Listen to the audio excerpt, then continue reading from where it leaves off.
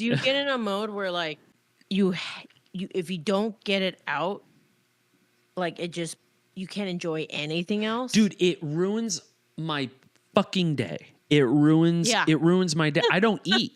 I don't eat sometimes. And I'm a fatty. I need to eat all the time. And I just don't eat. Like, it feels like I don't deserve it, you know? I don't know what it is with me. It's just I'm an impossible person to live with. But it ruins my day if I don't get even one page done. We are the Get Reelisms Podcast. I am Adam Chase Ready. And I am Christine Chen. And surprise, we're both filmmakers. We get into it by sharing secrets, advice, and gossip in filmmaking. And we even get our other filmmaking friends to share theirs too. So please, everybody, join us for an ode to filmmaking. Oh my goodness gracious. Ladies and gentlemen, welcome to another episode of the Get Reelisms Podcast, episode 135, ladies and gentlemen. I am Adam Chase Rennie. And I am...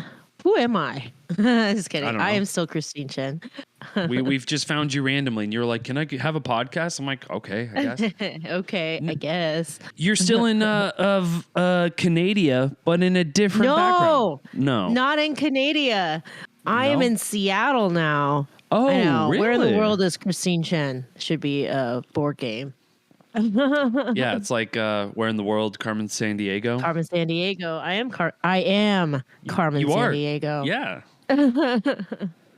So why are you in Seattle? What's happening? My best friend Suma from business school lives here, and it's actually been. I haven't seen her since. Maybe it hasn't been that long. I think I came here when I did the tour for Ursula, so that was not last year, but the year before that. Mm-hmm. Yeah, so it's been like 2 years. But yeah, I came to visit because it's very close by to Vancouver, and I actually have already met a cool connect. When I was in Vancouver, I met a filmmaker. And he's a VFX DP, and Rakesh, and he recommended me to meet his other friend Peter, who is in Seattle and coincidentally is the owner of Gen Con. Have you ever heard of Gen Con? Yeah. Is that for like technology and stuff like that? No, it's like board games. It's like tabletop games, like D&D stuff. Really? I didn't know that's I thought that would just be like Comic-Con. Comic-Con, but it's not Comic-Con. It's like specifically for tabletop games. Oh, I see.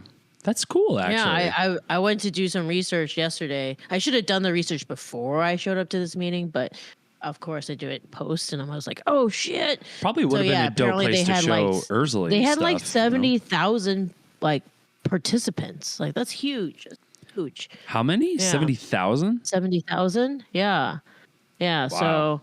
So, but yeah, no, I met with him, and there's a whole film division in it. And so we were just chatting, and he was like, yeah, you should submit. And it's a little bit different. And it's not like to the expanse of Comic-Con, but it's fantasy, and cosplay. So that's kind of, I'm trying to infiltrate into that, that network. So yeah, I might do that.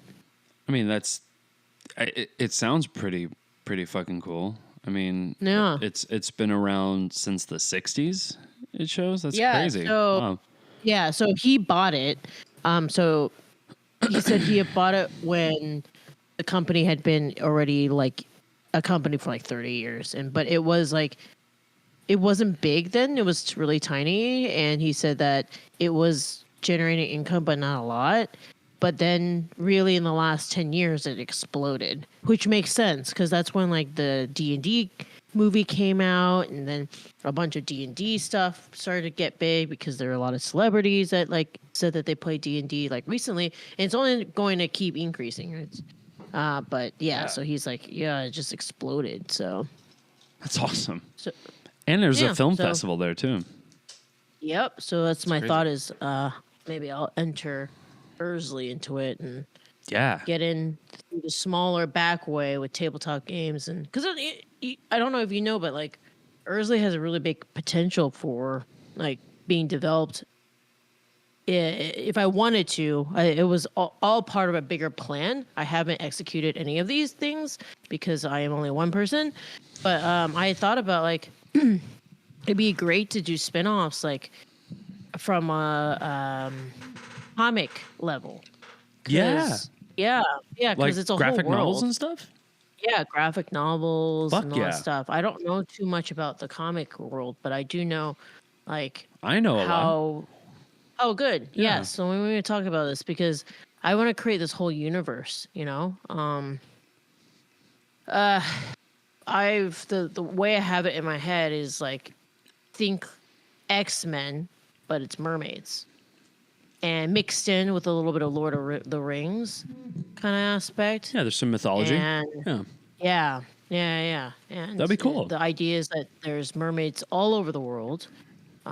They all have different clans and stuff, and some are for the humans and some are not. But they've learned to coexist with the humans, you know, and they're the people who subtly protect us from our own stupidity and shit that happens in the water, basically. So anything that has water, there's a mermaid probably there.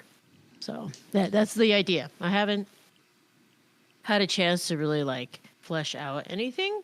Actually, that's not true. I think I wrote some ideas down because I thought about applying for some grants with it, but nothing major yet. But that's one of those things I can see where like James Cameron writes a script and shelves it for 10 years type thing. That's probably what this script is going to be. Yeah. Well, it's a cool concept. Fine.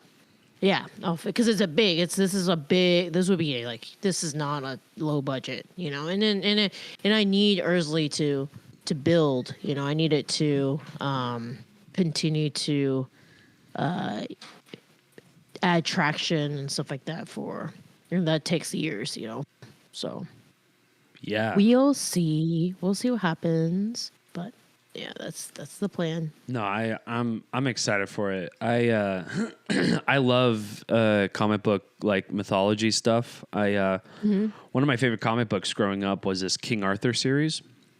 Oh, and I wasn't really into like I'm not into like medieval stuff as much as like, you know, a lot of people are, but like there's this King Arthur book that was just like, you know, that kind of dealt with like different clans like around the world and stuff like that, and kind of even like incorporated like real world like politics and stuff like that, which was sick. Yeah. So yeah, I mean, I think that's going to be a rad concept for an Ursula graphic series, you know? Yeah, so that's the idea. Because then you could like branch it off for other things. Like I could see it becoming an animated series, and you know, I want to create like a universe like Star Wars, but for mermaids. Yeah. The cool thing with comic books though is that you can basically do anything. Essentially, it's like the world is kind of your oyster, and you know, there's so many great artists out there, especially like young artists. Yeah. There's this one comic book that I saw not too long ago, and I looked up the artist's name, and it was so well done, and she's like 19 years old. Oh. Yeah, it's crazy. Like the art is kind of insane with comic books these days, you know? Yeah. That's cool, Christine. I like it. Yeah. You know, so you got that jotted down and got that. Yeah, that's in my, Roman says, did you ever play D&D? I have once. I have played D&D once. Yes. I don't know how I feel about it. I feel like Roxy is also ADD, so she sits through it. She's ADD. She's totally ADHD. Yeah. Yeah. But I am too, and so like I just get really bored. Yeah. After a certain period of time, but I can see why it's fun, because it's like I was trying to explain it to my friends, because they're immigrants and they don't know what D&D is. What D&D is, and the way I could say it was like it's a live game, but like a choose your own adventure. Yeah. Is that a good description of it? Sure. Yeah. Yeah. Wait, have you played D&D, Adam? When I was younger, Yeah. when I was a teen, I played D&D for like a couple years. Right, like before high school. Yeah, I loved it. I love D&D. I wish I got back into it, but it's hard to find like a good like team. Yeah, because I'd rather do it with people I know and friends than to just be like, oh, let me just go on like Bumble Friends or something and find a group there, and then I have to feel their vibe. It's like it doesn't just like end; it goes on forever. Like you just start one and then it just keeps going. So and then people put in so much time with like creating your character and stuff like that. We had a campaign. Roman, have you played? Oh, sorry, I was just at. Good. Roman, have you played D&D before? So that was a question mark. Anyway, so like designing your character and I don't know, it's really interesting, and I think it's fun if you're with people who like really get into it too. Like I think the one time I did play, there was one particular person who would do like really terrible voices, but it was so fun. They weren't meant to be good. It was just very funny to hear like somebody with like an Arnold Schwarzenegger like accent, be like, I am, the elf or what, the dwarf, I'm gonna smash, just it's fun, it's silly, yeah. I love that too. I can see why people like it, yeah. Yeah, I mean, people really get into it. They spend like, I've had friends who had like campaigns that last for like 5 years. Yeah. Like the same exact campaign. They just play it every week. It's nuts. Yeah, Roxy and Casey, my roommates. Casey is a dungeon master. Is what we call it? A DM. Yeah, grandmaster. So yeah, they have live games every Thursday, and I've seen them, and they're quite long. And involved, but it seems fun. Yeah, seems like a great way to connect and get lost in imagination. So well, yeah, it's a neat way to like kind of bend that creative nerve, to just kind of engage with stuff that is kind of out of probably your realm of comfort and just kind of force you to have that creativity in this space, rather than just, kind of like, because there's rules with D&D. It's not like you can just, fuck around and, do whatever. I did find something that was interesting. And I'm noticing too, I've been doing a lot of observing, like with where I'm around kids and stuff, because I've been around a lot of them recently. But we're so used to screens and looking at stuff, right? And D&D is really, you have to listen. Like there's nothing that you are like looking at. Yes, you might have like a sheet of paper that like reminds you like what everybody, that you take notes on, that reminds you about everybody's character and stuff like that. And then somebody kind of takes notes about where the story is, in life, but it's all audio. It's all just talking and stuff like that. And yesterday I was observing my friend's kid, Satara, and there was an audio version of Peppa the Pig playing, and she's just like entranced by it. Like she's just sitting there listening, just like lost. You can just see her like lost in the world of Peppa the Pig. And I guess it was fascinating me so much because like I feel we're so in the age of having had the visual aspect in relation to the audio aspect that, I mean, I say this and I like listen to podcasts, in the car, but like, I guess I haven't really listened to a story in a long time. That's just purely audio. So used to just, I have to have the visual with the story, when I listen to podcasts, it's all fictional stuff, or not non-fictional stuff. So it's all like educational and like people talking to each other and stuff. It's less about the creative narrative and stuff. But I don't know why I brought this up. I just thought it was really fun observation, just watching this little kid like get absolutely lost in the story of Peppa the Pig. Yeah. And just fully audio, not watching TV, not watching animation, not watching anything, just just listening. Yeah. So Yeah. I thought that was kind of cool. It is. Yeah. I do even with a medium like audio, like you would never think you would have to like listen and you get like lost in that, you know? It's fun. Yeah. So, because do you listen to books on tape or Yeah, audio books? all the time. You do? Are they fictional? Most of them, non-fiction? because I like more fiction than I do. That's why I'm horrible with politics. I do like watch politics, and I do like some nonfiction. It's just, Yeah. they're boring. Like that's how I feel like with you with D&D. You know, after a while, it's just like, all right, you know, I'm getting a little. Maybe I should tuckered try. out.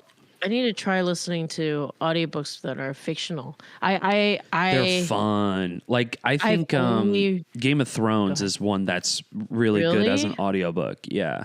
I haven't listened to it. Maybe I'll try that. I haven't listened to it, but people say it is phenomenal. It is? Okay. Yeah. I've when I started to get into listening to stuff in the car, it's all been purely non-fictional things. Because it was this whole thing of like, oh my gosh, I'm sitting in traffic for so much. Like I need to use this time wisely. So then that's why I started to listen to but it's all fictional, like how to be more productive, how to, run a company, so it's all like things that I'm trying to learn. So, but maybe I should try doing a fictional book at some point. Yeah. I mean, for research for the script, like a while ago, that I wrote for Manipulator, I listened to Rambo First Blood on audiobook, and it's like it's free on YouTube, and it's magical. It's really cool because like they do add like some sound effects and stuff like that, and I don't know. I there's a lot of books that I probably would read, but there's a lot of books that I wouldn't read, but certainly an audiobook. Yeah. No, some of the stuff is very involved because my friend Darren said his friend, I'm going to have to ask him again. I can't remember the series, but during the pandemic started like doing like a mini series story-wise that he produced like from the comfort of his home, but it's like very, very elaborate because it's sci-fi. So it's got like all sorts of like sci-fi sound effects and like gun sounds, all this stuff. Like it's very, very involved, and it's like I can't believe this dude like did this whole series, this whole story is like just at home, Yeah, it's really neat. This is like a sci-fi epic tale. I'll find it for you. I feel like you would like it. I would. I started listening to it a little bit, and I was like, "Holy shit, this is like so involved." But then, got distracted, of course, by something else. Another great audiobook that I think you might like. Have you ever seen The Sandman on Netflix? That show, The Sandman? No. Well, that's so talking about like big, giant, vast universes. It started off as a comic book with The Sandman. Okay. And it was written by Neil Gaiman. Have you heard of Neil Gaiman? Yeah. He's like this like super crazy, awesome author who's like very imaginative. Kelly loves Neil Gaiman. He has like a ton of books that are like super fictional and really creative and super fun. But anyways, he made this comic book called The Sandman, and it developed into a TV show, but it was before the TV show an audiobook. Not an audiobook, like an audio play. They called it an audio play, and it was fucking awesome because like they put in so much, and just like the little tiny noises and everything was just like super imaginative, all in an audio medium. It was probably one of the best things I've listened to in a really long time. That was a few years ago. That was like before I think I moved here even, that I listened to the audiobook. But it's one of the best for like audio plays and stuff like that. I definitely recommend it. I think you'd like it too. Okay, that sounds good. Yeah, I'll put it down. It's like all the stuff that's always been there. It's just like now I'm suddenly noticing that they're there. Yeah. It's all the subtle little tiny noises and stuff. Yeah. Yeah.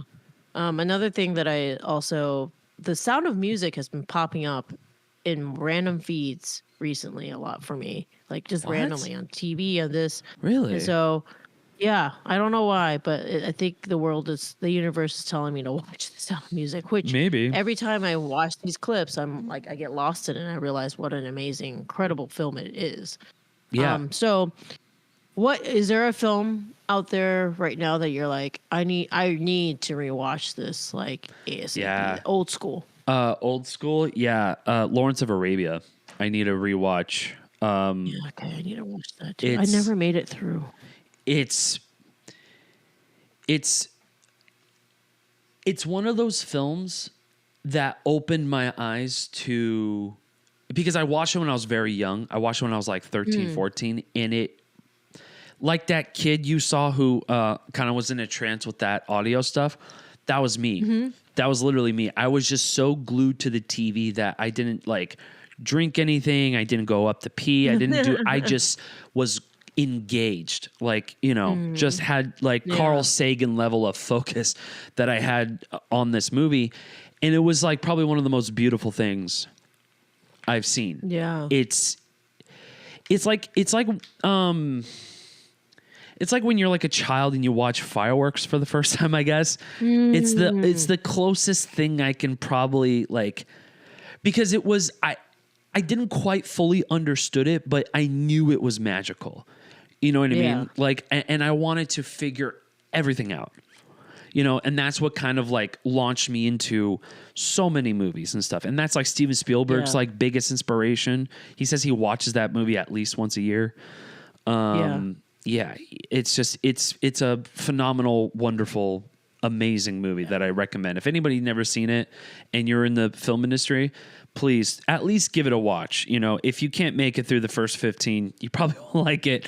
But even if you don't, just by cinematography and technicality alone for its time, I think it came out in the 60s or 70s. Yeah. 60s. Hold on. Lawrence. I know. 1962, y'all. And it's in color. 1962, and it's in color. And the cinematography, like the wide shots are, I mean, they're basically paintings. It's like The Sound of Music in a way. Yeah. They're just like, it's I need to paintings. go back and rewatch things. I keep watching, recently I just keep watching trash because I think this is my problem. I do too. Well, all the time. I just like, once I've lived in screenwriting world the entire day, like the entire day, that's what my last few days has been screenwriting role. I feel like when I sit in front of something that's good, I don't relax. I sit and analyze and try to figure out why this film is so good. After a while, I'll get like lost into it. But in the very initial beginning of any movie that I've already seen that I'm rewatching again, I think I'm so like stressed out about trying to figure out what makes this movie good, because I'm trying to find the holy grail of that too, so that like I'm not able to just like be a flat line, no brain waves, just truly let go, relaxed state of mind, you know what I mean? Yeah. So yeah. Yeah. I mean, you kind of have to like compartmentalize like your brain when it comes to like writing and stuff like that. It's hard for me to watch movies too while I'm writing, it feels like. Yeah. I've been flipping between 4 scripts. Huh? What? So my brain is in constant like overload. Yeah. So I have 4 scripts I like just switch around with. Yeah. So because I get bored of one and I go to another one. No, that's ADHD. So yes. That's like operating on a higher IQ, Christine. Holy smokes, dude. That's wild. 4? So I have yeah, they're all open right now too. So I started rewriting En route. Oh, as a feature? Rewriting that one.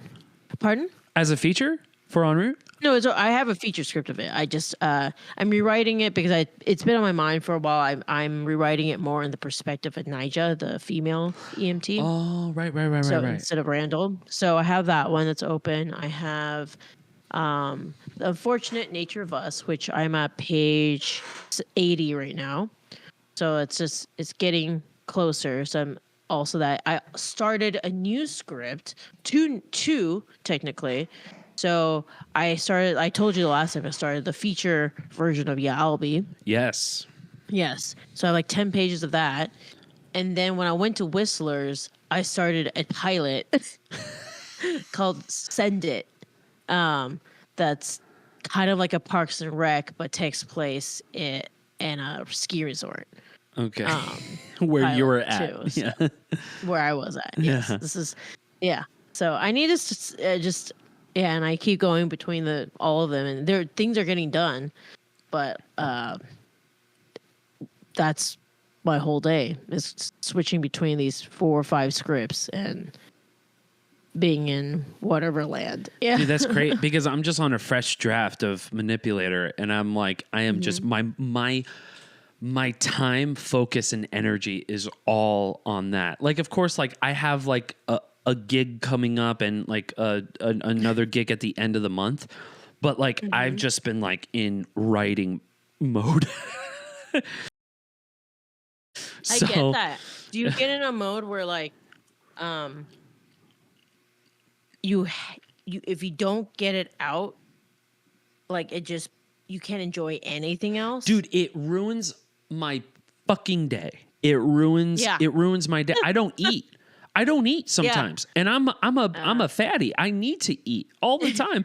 And I just don't eat. Like, it feels like I don't deserve it. You know, I don't know what it is with me. It's just, I'm an impossible person to live with.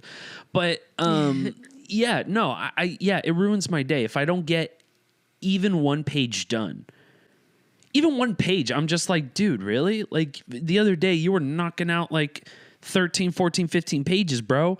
And now you're at 1. Yeah. What's the matter with? Yeah. And I learned like I got to not beat myself up like that, like just so easily. Yeah. But you know, it's just kind of part of the process because I want this to be good. I'm invested into it. That's why like it blows my mind when you say you have 4 projects, kind of like you're spinning 4 plates at once. I mean, that's cool. All open too. But that sounds like a nightmare to me.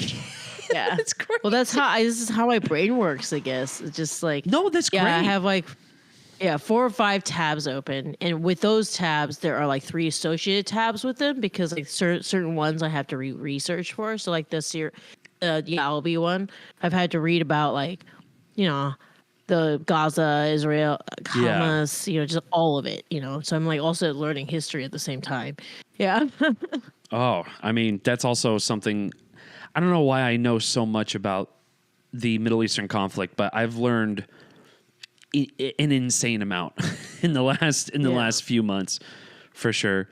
I mean, I like to make an excuse and be like, this is all part of research, but really, I mean, you know, it could also be my half Moroccan heritage that is just like, I need to understand this like now, you know? Yeah. But yeah, I mean, like it's crazy because like the last time I saw you, you were only working on like, I think like 1 or 2, no, you're like working on Albie, right? With the feature. And then, and then you moved on to like 2 other things.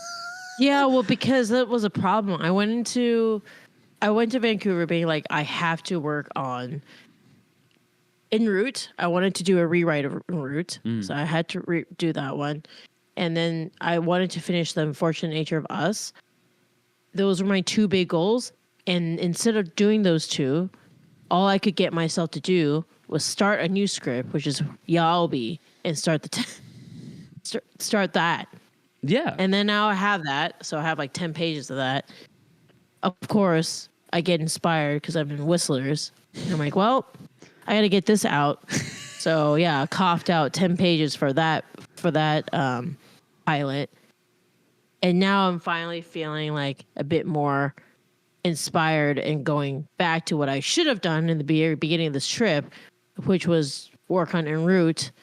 And so I've now vacillated between en route and the unfortunate nature of us. And it looks like that one has to be fast tracked because a bunch of fellowships are coming up again. And like, that's like that script is like one of the scripts that needs to be in one of these fellowships. Can I ask you a question? Sure. So, do you feel like working on all these like projects? Is it like I don't know. Is it like building like kind of like this momentum, sort of like, you know, when you're on a swing, you know, and it's like the burst of creativity comes when like you're pushed and the swing goes farther, and then therefore you can, or maybe like Tarzan, right? Like you're swinging on vines and just relying on the momentum, and that's kind of what propels you and keeps going. Is that what that does for you? Like working on all those scripts? Yes, it's like feeding the monster, right? It's So like you if keep I going. don't feed it now, it's gonna go and pass out, and then it's gonna take a lot of time to wake it back up again. You know, I get it. So I'm just like, here, do you want this chocolate? Do you want this one? How about this? Do you want this? Just keep coming at me, you know, type thing. That's how I treat it. You know, it's like, yeah, that's why I jump between just to keep fueling the momentum.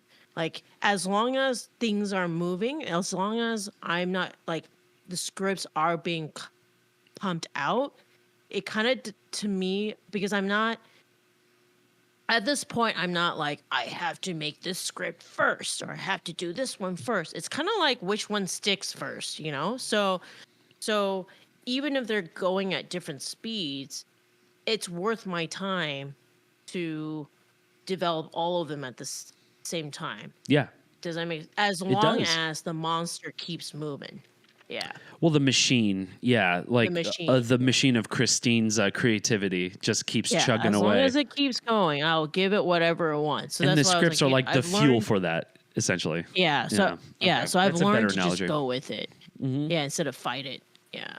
So when my brain was like, no, I don't want to work on the 2 scripts that you set out to work on, I was like, all right, fine. I literally was like, fine. I opened up new script. I was like, what do you want? And started writing that one. That's awesome. Yeah, maybe I should learn to just do that, because like, whenever I hit those creative ruts, I'm just like, well, I guess you got to analyze like why you hit those creative ruts, right? So is it because you're bored, or because you can't solve a problem? Or so like for me, usually when I hit a creative rut, it's because I'm bored.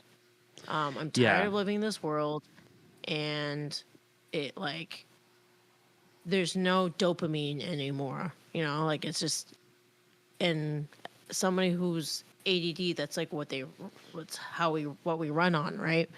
And so I just need a jolt of that. So the thing is, all these scripts are there. They're just been in my brain stewing for a very long time. So it's not like the Yalby one was a new completely, I mean, the Whistler one was a completely new thing, but the Yalby one has been in my head for a while. It's just been sitting there dormant, you know?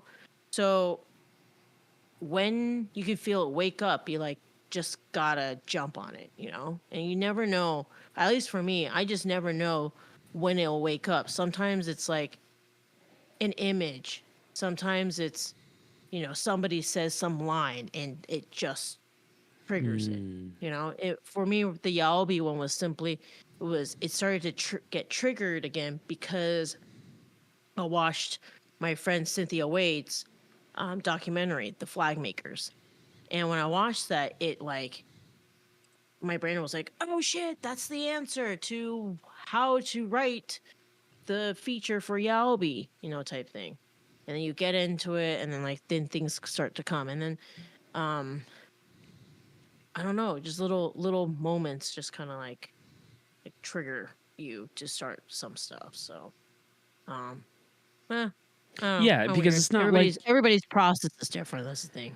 So. No, but I feel the same way. So there's sometimes where like I would spend months in the same world, and it was just one day I would wake up and I'm just like, I don't know if I want to participate right now. Here anymore. Yeah. I don't. It's not that I hate the story. I love the story. I'm in love with this. Right. Like I've had it in my brain for 10 years essentially. I'm not. I don't really want to get rid of it, but. Yeah, you just kind of hit these like pauses where it's like I'm a little exhausted. I'm kind of burnt out a little bit. You know? I'm tired of the story. Yeah, I'm tired of this adventure. I want to go on another adventure. Yeah. One that I create more than actually like explore other shit, you know? That's the other thing. It's just like it's like if I watch a really good, like a really phenomenal movie, that's when it's just like, okay, back to work. Like I have to run back to the computer and fucking go. It's like a slingshot when I watch a really good movie. It's like it pulls back, and the better the movie, the farther it pulls back, and then right when the movie ends, it's like it releases, and I go straight for the script, and I just will be on it for hours. Yeah, because you're inspired. Yeah. So what inspires people is all different things in you. I think if you're a beginning filmmaker or writer or whatever, you just kind of have to find it and then go with it, you know. Triggers will change too. That's the crazy thing. They'll continue to morph. There's not one right way. Like I discovered that different locations help me, you know, and then since then I've been working on that. I've discovered that being coffee shops trigger. Just like you just gotta experiment. You specifically, it's music. Yeah. So me, not so much. Mine is not as much music. Mine is like, well, I mean, the sound of the world. It's music. Well, that's what I do. Yeah. So like I for those of you who don't know, I don't know if I mentioned it in the podcast, but maybe I have a while ago. But we're gonna repeat some shit. I have like a playlist for like this script specifically, but it's like 600-700 songs. So, and none of them, of course, I'm gonna fucking use. Like that's crazy. I mean, there's a few that I thought of, and I'm like, oh, that would be kind of cool in this script. But like, that's separate. The soundtrack is separate than the world building soundtrack, if that makes sense.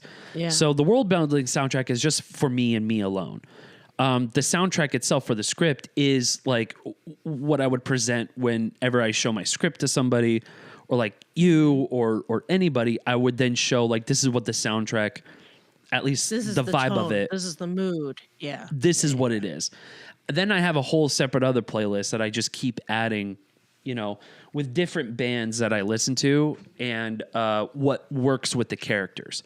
So if I know like some of the characters, this is the kind of shit they would listen to, I add it to that playlist 100%. And I sometimes like go a little wild with it, and I put it in shuffle just so I can mix it up. And it kind of like tells me which character I want to focus on. So like if I have the villain, I'll have villain soundtrack in that playlist. So if I randomly hit it on shuffle and I keep hitting like the main characters, sometimes I get excited when I hit the antagonist soundtrack, and I'm like, ooh, okay, we could do some naughty shit. We could do some evil shit. Let's go. You know? And that gets me excited, because then I get to think in that perspective and understand that character way more. So it informs me what the script needs for it to be engaging and exciting. That doesn't feel like fucking Quentin Tarantino drivel. You know what I mean? Like just constant like banter. It's like, okay, we got to move along this story, you know? Yeah. But I mean, listen, like you said, it works for different people. There's some people who need silence, like only silence. And if I can hear my heartbeat in my body, I can't stand it. Like I need some sort of noise. And I have a horrible fan in my office that sounds like a lightsaber. It's just like, it keeps having this like buzzing noise when I have the fan on. And it drives me nuts. so I have to drown it out with something. Yeah. But yeah. I mean, different environments is also good too. Coffee shops are phenomenal. It's just different for everyone. The worst though is when you're at a coffee shop and you're finally after sitting there for, I don't know, 3 hours, you finally hit a flow. Yeah. And then they're like, the coffee shop is about to close. Yeah. It's like, just close the store. Oh, I'm so mad. Hand me the keys. I'll lock up. Yeah, please, I'll lock up. Yeah, no, I get the same way. You know, I actually went to my old coffee shop I used to hang out in high school when I was back in California last week. And I sat and worked in that. And that was a mind trip. Because, like, it's kind of wild to go back to the same coffee shop where I always imagine these things. And then now that I'm in the industry and having the opportunity to do this, I can make full circle and come back to the same coffee shop working on the script I'm working on. That's so cute. I love that. No, it's for me. I just it's a moment just for me. I'm bad at taking pictures too. I should have, but I didn't.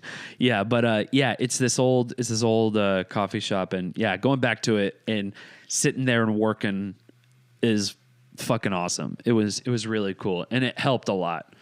It helped a lot with maybe the creative process, but it just helped with just inspiration in general, you know? Mm-hmm.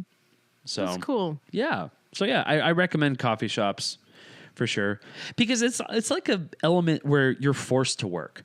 You know what I mean? Like you can't be like fucking around and just watching movies and shit and going on Netflix. It's like you could do that shit at home. You're here to work, you know? Yeah. It just like puts you, I guess that's what, you know, the whole office, going into an office, and why it's effective and why people don't want to get rid of it. It's because it's like habits, right? And triggers. And, you know, why does a baby have to be put down at a certain time in a certain way, in a certain, you know, environment? Is because like your body literally is programmed. You get programmed. And so if you program yourself where like, like a coffee shop, you go there, get your caffeine jolt, you're around the smells and stuff. It's like, now it's, I guess it was like Pavlov's dog, where you go and you're like, it's that, like, you know, that the science thing where if you ring a bell every time you feed a dog, you don't even have to feed the dog and it starts salivating. Right. That's kind of like how it is. It's like you train your brain to an extent where, like, when you're in that environment, you just know it's time. It's time to go. It's time to create, you know?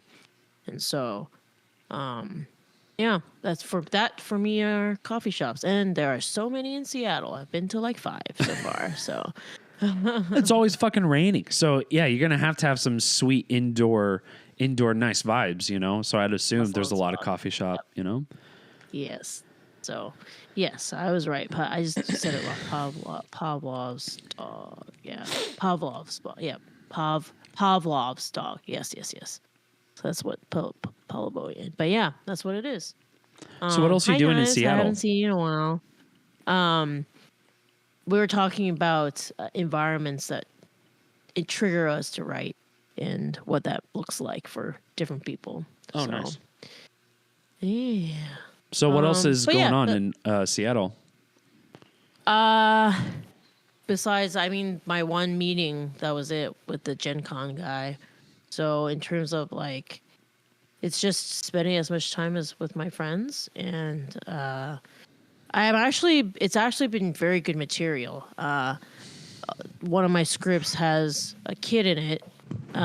So I've spent a lot of time observing what my friends are doing with their young child of 3. So just like how she talks, all her, you know, when she's upset, all that stuff, I'm like writing it all out. Yeah. So no, for me it's just been writing. I get up, I work out, I come, and if I'm not going to have a meeting in between or like a podcast or something, I'll usually go to a coffee shop and post up and write. And it's been productive. I mean, I'm on page 80 for pretty much almost there for one of the scripts, the Unfortunate Nature of Us. And when did you start it? When did you start that script? This was something I've started a while ago. Okay. I only had like 40 pages, type thing, and I shelved it for a long time, and I know I want to shoot it in Hawaii. So nice. This trip back that I went and did the last film project at, I was able to go back into the script and see all those locations in my head and revamp and rewrite things for these spots that I know are in existence. So I did that, and now I'm on like page 80 something. So I'm almost there. It's fun to do that. The En route one, Terry's was briefly on the I don't know if he's still there, but when I went to do the project in Shreveport, I had spent a lot of time chatting with Terry. He's been an EMT for like 20 years. And I have like 3 recordings of him just talking about things he's seen, the stuff that was like hard for him. Yeah. And I played those and then went in and like incorporated some of that into En route and whatnot. So I'm beginning the rewrite process of that. And obviously, with Whistlers, I was just there, so that wasn't too hard to knock out the first 10. I usually find that knocking out the first 10 to 15 pages is not the hard part. It's for me, the hardest part is once you get to page 50. Yeah, the midpoint. Everything else like just drags. Like it's just like it's struggle to get past that. I don't know. It's scary because there's a whole other ass fucking like half of the script you need to finish, Yeah. So yeah, like hitting the midpoint is daunting. Yeah. Yeah. I can usually knock out like the first 15, first 20, like pretty fast once I like feel inspired. But yeah, once I get to like page 50, then that's when I'm like forcing myself to be like, no, you sit here, you figure out what's going on with the rest of the film. Yeah. It's like an unsolvable Rubik's Cube, and you're just like brute forcing yourself to understand it. Yeah. It's the midpoint, I don't know why. It felt like it was almost like it's probably a bad analogy, but it's like almost like surfing. It's like when you hit those baby waves, like in the beginning, like the first 10, 15, 20 pages, like, shit, this ain't shit. I got this. This is awesome. This is fun. This is great. It's fun. It's exciting. It's a new world. Then page 50 is when like the giant like tidal wave comes. And then you're like, well, I could go back to shore. But I've committed so much time already. I'm already far out here in the water, dude. I might as well just follow through with it. And that's kind of how I feel with it. I'm like, and there's sometimes where I'm like, nah, I'm swimming back to shore. Fuck this. I'm no, totally. And that's when you shelve it. And exactly. Then one day something happens. You're like, oh, that one script. Let me pull it back up. Exactly. Finish it. Yeah. Yeah. Exactly. And that's what happened with you. It was like you hit like that 40 page count and you're just like, maybe later. Yeah. Have you ever read? I do this a lot. I'll go back to things that I've written that I, shelved because, there wasn't the budget or got bored of it or whatever. And you read it and you're like, how did I write this? Yeah. Not in a bad way, but you're just like, it's almost like somebody else wrote it. Yeah. Because you are not part of that world anymore. You know? I found my weird. old iCloud password, my old email password, and I had thousands of notes from my like last 3 phones, like 3 iPhones, and they were full of ideas that I had no idea that I fucking wrote down. That you had those ideas. I had no idea. Yeah. Like I finally found my password. It was written on an old like Post-it note, and I found it when I was cleaning out my closet, and I was like, oh my God, I there's so much shit that I have probably.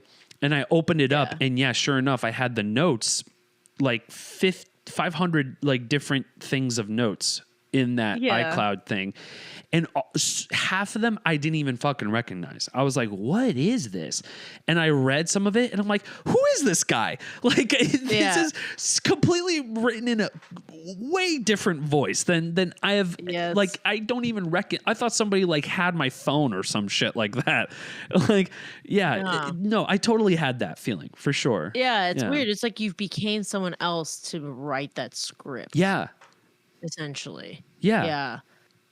Yeah, I just reread a pilot that I'd written because I just sent it over to my friend Mai because she wants to see if we can submit it to some other fellowships. And I reread it. I was like, dang, how did I write this? This is good.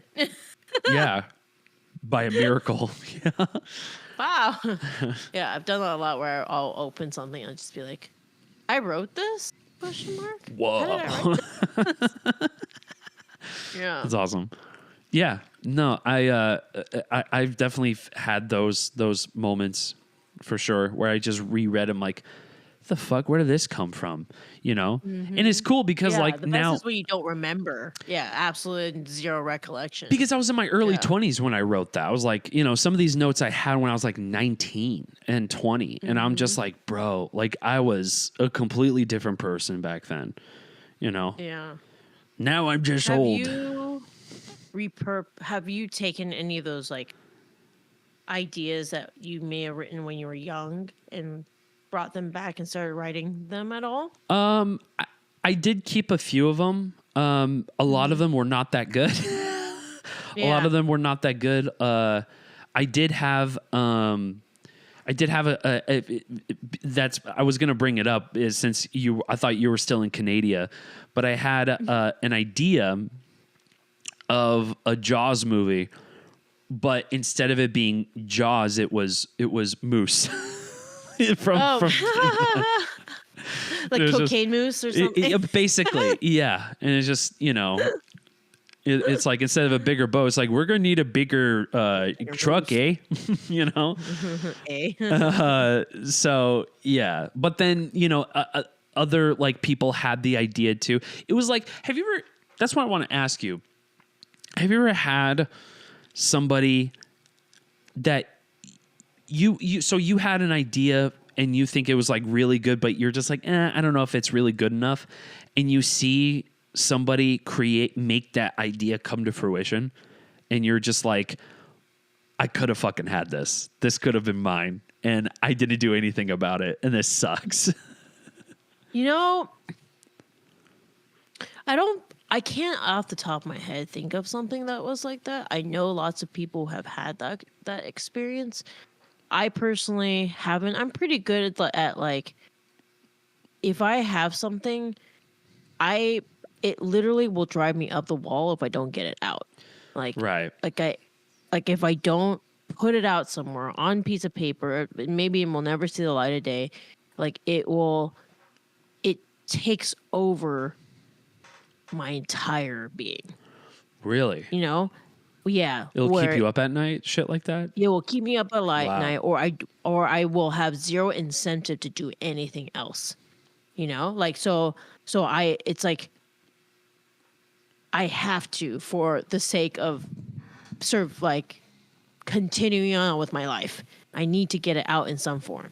So I think because of that, I haven't really, because usually anything that I've thought about, I've implemented in some form. It may not be a full script. It might just be some notes or whatever. But like, I think, but usually when I like get inspired and I start writing, it just all, it does get to a point where I wouldn't completely shelve it like forever. Like I know that maybe I won't finish it right now, but I will come back to it sometime in my life. Does that make sense? Yeah, it's not it's like stored in the back of your brain, you know. It's stored, yeah. So a lot of Rolodex of stuff. Yeah, so I don't think I've seen something where I've been like, oh damn it. Yeah, I wish I'd done something with that. That was my idea. I think a filmmaker is developing the film for like basically a Jaws movie, but Moose, you know. And that's another. Yeah, that's the other thing of it. It's just like, man, if I don't do something with my ideas, somebody's gonna fucking nab them. You know? Yeah. I mean, I have one that I feel like it's like who's gonna get to it, who's gonna finish it first type thing. But I'm also like, just like products in the world, there are the same products in multiple different formats. You know, there's a million kinds of spoons, right? There's a million kinds of placemats. So it's kind of the thing of like, even if somebody else gets that story first, I feel like that doesn't mean that you shouldn't write your version of it, because there's always a different way to tell something, right? And so I don't think it's ever deterred me if something that might have been similar enough to my idea comes out first. I have one that I'm like, I need to get this out. Nobody has gotten it out yet. I need to do it now. But like, just hasn't worked out mentally yet, that I feel like by the time I figure it out, it probably will be out. But I also know that my perspective of how I want to tell a story is probably very unique, that it's okay to have two versions of the same subject matter. You know what I'm saying? Yeah, totally. Yeah. Yeah. So, and I that's probably a healthier perspective than for me to just be like, oh, this idea is stupid. I'm never gonna write this, you know, or I'm just gonna throw it away somewhere. That's it. There's only one version of this story. I don't know why I do that. Like, I do that all the time. Like, I'll come up with an idea and it's like, yeah, but it's dumb. Who's gonna watch it? You know, like, because then that's the thing. It's like, I would think in the moment, I'm like, this is great. I'm gonna write this down. It's gonna be awesome. And then after like 20, 30 minutes, I'm just like, should you though? I don't know. You should probably toss it. I need to stop doing that. I don't feel like you should ever toss anything. I think no, we are on the cloud now. So you just put it aside. That's all. You just never know when you'll come back to it. And that was like the great thing about the Notes app is that like you could just write it down and it will just always be there. You know what I mean? And I started doing that when I was like 19, 20, you know, when I was working retail, because I needed like a quick way to like, you know, just get something down and whatnot. And of course, like I have a whole bunch of like other random shit and like work stuff and, you know, bills thing that I have to work out, whatever. But yeah, it's useful to just like have it there instead of just being like, who cares? You know, throw it away. It is what it is. Can you remember the first script in your lifetime that you wanted to write or that you wrote? I know mine. So. I mean, I wouldn't say it was the first. I mean, I kind of did it. I wrote a zombie film in high school. I think high school was my first one too. Yeah. Yeah, I wrote a sci-fi, and I thought it was a feature, and I think it was 30 pages. Yes. Really? Wow. Oh yeah, mine was I know the title 25. of it. I wish I could figure out, because I don't think we had email then, so I don't think it's like, I don't know where I could find it like digitally. You didn't have email in high school? I know the concept of what I wrote. I know the title of it. It was called Cyborg. Awesome. I know, right? So cool. I wish there was a way I could like figure out where this file was. I know I did it on a computer, but that was like, who knows what version computer, what, you know, what are the floppy disks? No way. Really? You were still working with floppy disks in high school? I think so. I think we were in right. The not the big ones, but remember there was a time when there was the tiny floppy disks. Oh, yeah, well, right, but like there's still floppy disks. You know, that's like that was a what a wild time. My dad still like he busted out his old floppy disks and stuff of like old taxes and stuff like that. like it was so random and so funny. But yeah, I think I still have like a box full of these floppy disks. I just don't have a way to. I'm sure there's like made stuff where you can like convert do an attachment. Yeah, fine. Or maybe I should. Yeah, you can easily convert probably most of those files into PDFs in a jiffy. But we are at an hour, so we should probably wrap this up. I did write down Golden Globes, but I'm glad we didn't get to it because it was not that great. I haven't followed it really much. It was dumb, dude. It was dumb. It was dumb. And I thought like maybe you've watched it so we can like kind of commiserate it and like how stupid it was. But like, yeah, I wouldn't. No. I don't blame you for not watching it. I didn't watch it. I just saw pictures and I was like, oh, okay, cool. Looks like the bear won. Yeah, that was cool. Like great. The awards were really, really like the award winners were really cool. Like some of that was awesome. It's just like the whole production of it and the Joe Coy thing was just like, you know, I was like, whatever, I could take it or leave it. I think the only thing I ever watch is the Oscars. Really, I think that's the only award. Which voting has begun yesterday for the Oscars. But I mean. Well, we'll probably tune in for that, for sure. Yes. Yes. I mean, that's about it. Unless you got anything else you want to talk about. The next time you call me, I will be back home. Oh snap! When you coming back home? Yeah, I'll be back in Los Angeles starting January 15th. Oh, cool. But it will be short-lived. Why? Yes. Oh, yeah. A week after that, in theory, I'm on hold for something in Florida. Oh. And then I come back, and then I go to Taiwan. My God. This is going to be an interesting month for that will be an interesting podcast time. Yes. I'm excited. I don't know. We'll have to figure out the time. That will be fun to do the podcast at that point. That would be that. I will. That's going to be a lot of fun. Anyways, ladies and gentlemen. That has been the Get Reelisms Podcast. You know what it is. We still got to our housekeeping, dude. You know what time it is. GetReelisms.com. Get it. Pick up the book. Pick up your hat. Pick up your shirts. Pick up everything, please. And thank you, ladies and gentlemen, for listening to 135 episodes of us yapping, okay? So we appreciate you. That's 135 hours. That's crazy, you know?